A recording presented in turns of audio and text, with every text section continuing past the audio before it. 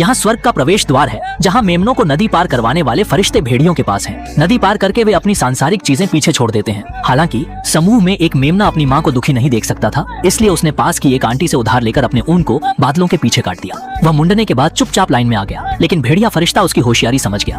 भेड़िया फरिश्ता तुरंत वहां आया। उसने मेमने को समझाया कि वह लाइन में सही से खड़ा रहे, लेकिन जैसे ही वह गया, मेमना फिर से बादलों में छिप गया। असल में मेमना अपनी ऊन से रस्सी बुनकर नीचे उतरकर अपनी माँ को चुपके से देखना चाहता था। इच्छा पूरी करने के दौरान वह गलती से सो गया। जब वह दोबारा जागा तो देखा कि आश्चर्यजनक रूप से रस्सी तैयार हो चुकी है। बिना समय गंवाए उसने रस्सी को ठीक किया और धीरे धीरे नीचे उतरने लगा। अचानक एक हवा का तेज झोंका आया जो उसे लगभग उड़ा ले गया। शुक्र है वह सही सलामत नीचे पहुंच गया। मेमना तुरंत अपने घर भागा और अपनी माँ की बाहों में जा गिरा, लेकिन माँ उसे देख नहीं सकती थी, चाहे जितना भी वह पुकारता रहा। तभी भेड़िया फरिश्ता वहां पहुंच गया, लेकिन मेमना थोड़ी और देर रुकना चाहता था।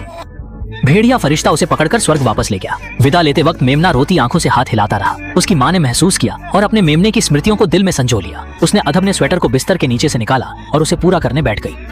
थोड़े समय में मेमने की नदी पार करने की बारी आ गई। इसी समय उसकी माँ ने स्वेटर भी पूरा कर लिया। उसने आकाश की ओर देखा और उस स्वेटर को ऊंचा उठाया। फिर एक चमत्कार हुआ, स्वेटर मेमने के पास पहुंच गया। वह खुश होकर कूद पड़ा और फिर से लाइन में लग गया। इस बार नदी पार करते समय उसके सिर का ताज गायब हो गया, लेकिन उसके शरीर पर स्वेटर अभी भी था, क्योंकि प्यार कभी भी भौतिक वस्तु नहीं होता। जाते समय मेमने ने देखा कि भेड़िया फरिश्ते की पीठ का एक हिस्सा अचानक बिना फरका हो गया है, और उसने तुरंत समझ लिया कि क्या हुआ। दरअसल जब मेमना सो रहा था, भेड़िया फरिश्ते ने अपने खुद के ऊन से मेमने के लिए रस्सी तैयार कर दी थी, और यही वजह थी कि वह जागने पर तैयार रस्सी पाई।